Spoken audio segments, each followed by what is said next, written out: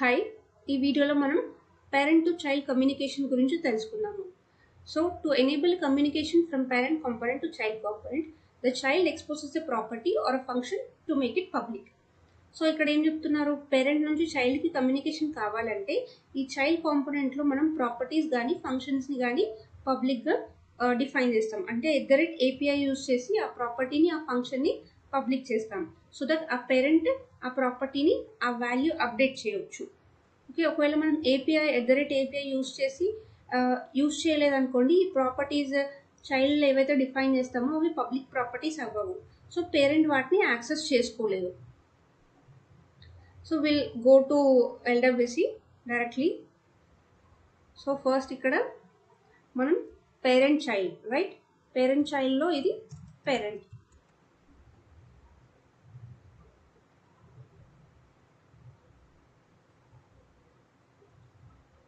And ఇంకొక component కావాలి మనకి,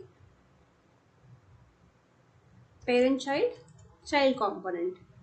ఓకే, 2 కాంపోనెంట్స్ కావాలి.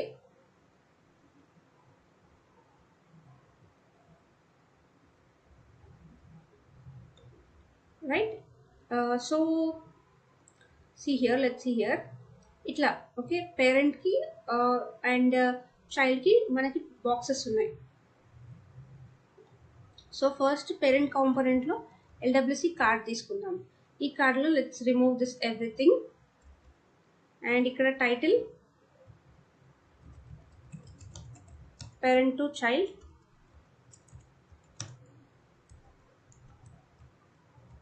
Communication.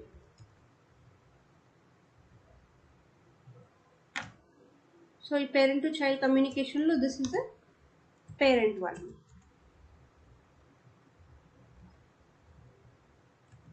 And this is the child one. So ఈ పేరెంట్లోకి మళ్ళీ మనకు ఒక బాక్స్ కావాలి. Div class SLDS box.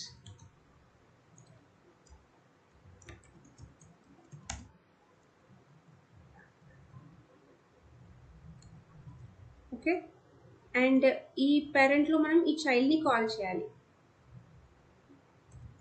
So C-PC-child.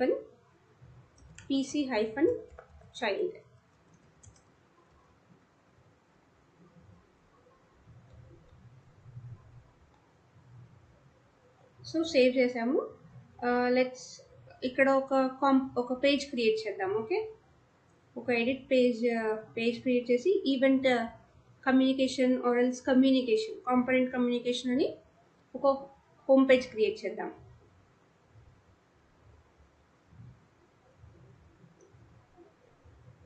App page, component communication.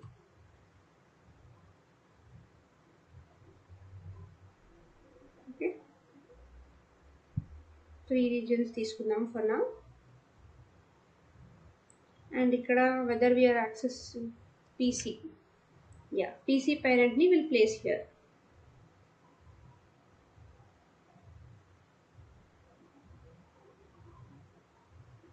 Okay, ఈ పేజ్ ని మనం యాక్టివేట్ చేయాలి before that. So let's activate that page. So ఈ పర్టికులర్ పేజ్ మనకి ఓన్లీ LWC దాంట్లోకి వీఆర్ ప్లేసింగ్ ఇట్.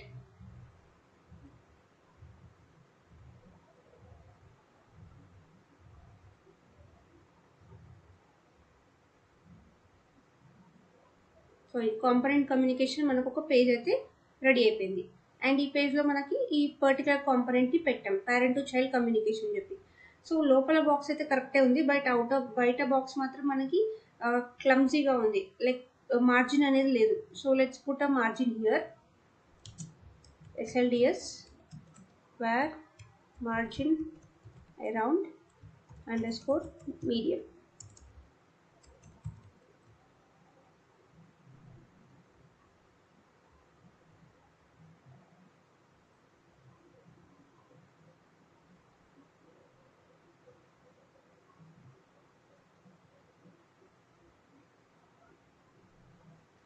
చైల్డ్లో పెట్టాం మనం ఇది.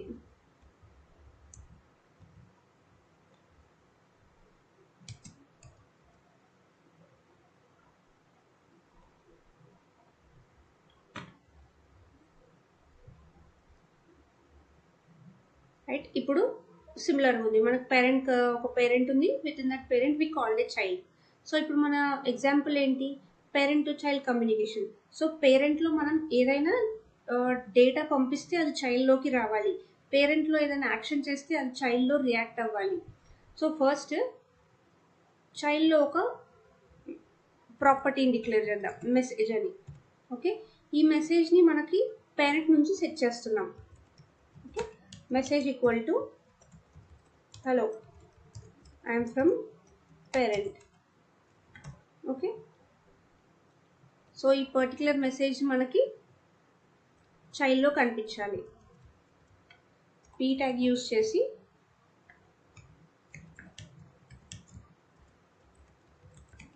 మెసేజ్ అనేది డిక్లేర్ చేస్తున్నాం. సో ఈ మెసేజ్ని మనం ఇక్కడ చైల్డ్లో డిఫైన్ చేసాము, అండ్ ఇది మనం ఇక్కడ యాక్సెస్ చేస్తున్నాం, బైండింగ్ చేస్తున్నాం. బట్ ఇక్కడ మనం వాల్యూ అనేది పాస్ చేయలేదు, message equal to hi I'm from child అని అట్లా ఏం పాస్ చేయలేదు. ఇది డైరెక్ట్గా మనకి పేరెంట్ నుంచి రావాలి అని చెప్తున్నాం. సో అలా పేరెంట్ మనం ఈ పర్టికులర్ థింగ్, ఓకే, ఈ పర్టికులర్ పేరెంట్ ఈ చైల్డ్ ప్రాపర్టీని యాక్సెస్ చేసుకోవాలంటే ముందు @API అని పెట్టాలి. ఓకే, API అని పెడితే ఈ పర్టికులర్ మెసేజ్ అనే ప్రాపర్టీ ఉంది కదా, ఈ ప్రాపర్టీ పబ్లిక్ ప్రాపర్టీగా మనం ఎక్స్పోజ్ చేస్తున్నాం. సో దాట్ మనం ఎప్పుడైతే ఎక్స్పోజ్ చేస్తామో ఈ పర్టికులర్ ప్రాపర్టీని మనం కాంపోనెంట్ని కాల్ చేసేటప్పుడు ఇలా పాస్ చేస్తాం. ఓకే, ఇక్కడ మనం ఇన్ షార్ట్గా అర్థం చేసుకోవడానికి మెసేజ్ పేరెంట్ అని పెడతాం. ఓకే, సో ఈ విత్ ఇన్ దిస్ ఈ మెసేజ్ పేరెంట్లో ఏదైతే డేటా ఉంటుందో అది ఈ మెసేజ్కి వెళ్ళిపోతుంది. సో ఇది పబ్లిక్ ప్రాపర్టీ, ఈ పబ్లిక్ ప్రాపర్టీలోకి మనం బైండ్ చేస్తున్నాం. ఓకే, ఈ లోకల్ ప్రాపర్టీ, ఓకే, ఈ మెసేజ్ ప్రాపర్టీ ఏదైతే ఉందో ఈ వాల్యూని ఈ మెసేజ్ అనే పబ్లిక్ ప్రాపర్టీకి మనం బైండ్ చేస్తున్నాం. ఇది ఎక్కడ ఉంది, ఈ చైల్డ్ అనే కాంపోనెంట్లో ఉంది. సో అల్టిమేట్గా ఈ చైల్డ్ కాంపోనెంట్లో ఈ పబ్లిక్ ప్రాపర్టీకి ఈ వాల్యూని అసైన్ చేస్తున్నాం.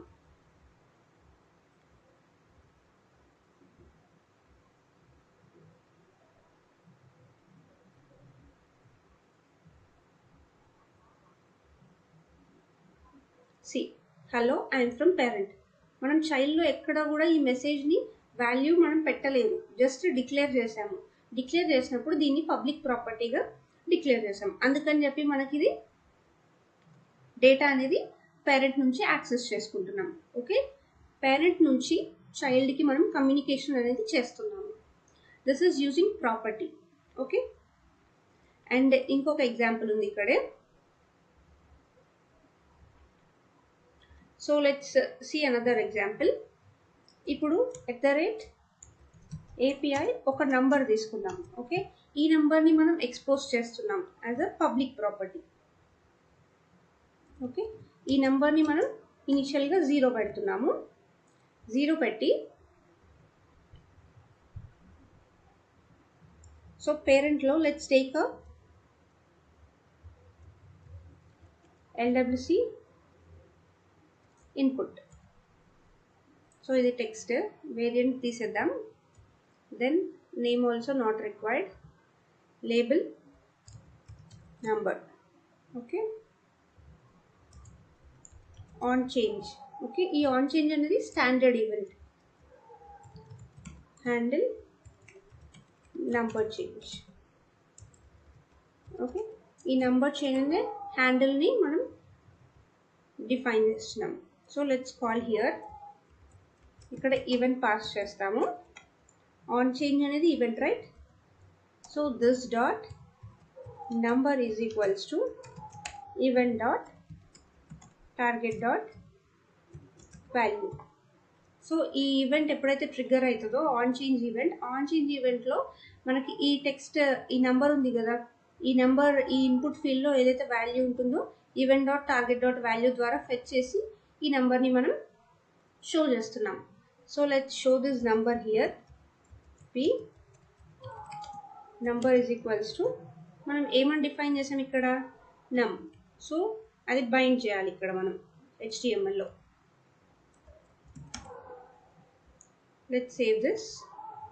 అండ్ ఇక్కడ ఈ నంబర్ని పబ్లిక్ ప్రాపర్టీగా ఎక్స్పోజ్ చేయాలి ఇక్కడ.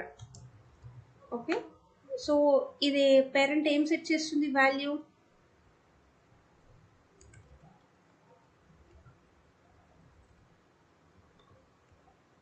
సో ఈ పేరెంట్లో మనకి ఈ వాల్యూని ఈ పేరెంట్లో ఈ నంబర్ అనే వాల్యూని చైల్డ్లో ఉన్న ఈ నంబర్ ఈ పర్టికులర్ ప్రాపర్టీకి ఎక్స్పోజ్ చేస్తుంది. Okay,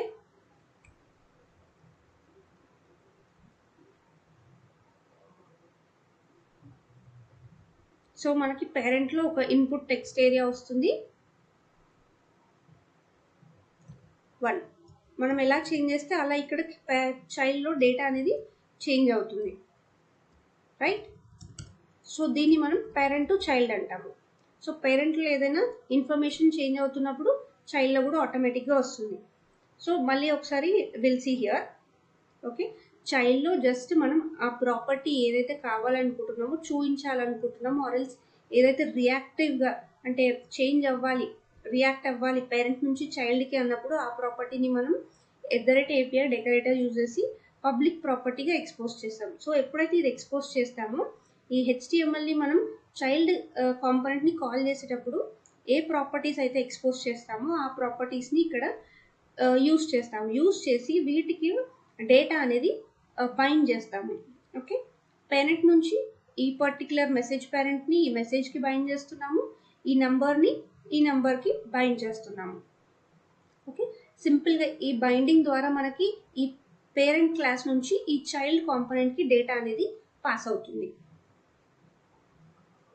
right. సో మిగతాదంతా మనం హ్యాండిల్ నంబర్ చేంజ్ ఎప్పుడైతే నంబర్ చేంజ్ అవుతూ ఉంటుందో ఈ నంబర్ని అప్డేట్ చేయమంటున్నాం. ఈ నంబర్ని అప్డేట్ చేయమంటే ఆటోమేటిక్గా ఈ నంబర్ని మనం బైండ్ చేసేస్తున్నాం.